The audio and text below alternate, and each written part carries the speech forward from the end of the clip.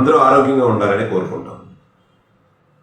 అంటే మనకు వచ్చేటటువంటి హెల్త్ ప్రాబ్లమ్స్ మనం పీల్చే గాలి ద్వారా కూడా ఎక్కువగా ఉంటాయి.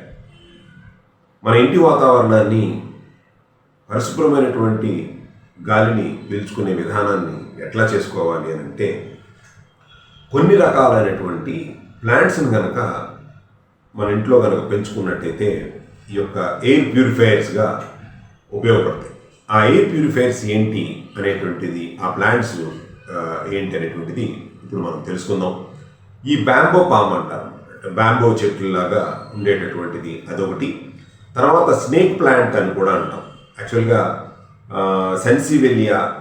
వెలీరియా అనే అదో ప్లాంట్ కూడా ఎయిర్ ప్యూరిఫైయర్గా ఉపయోగపడుతుంది. అట్లాగే ఇంకొకటి వచ్చేసరికి స్పైడర్ ప్లాంట్ అంటాం. ఈ స్పైడర్ ప్లాంట్ ఇవి మార్కెట్లో మనం ఈ నర్సరీ దగ్గరికి వెళ్ళి కనుక మనం అడిగితే ఇవి ఇస్తారు.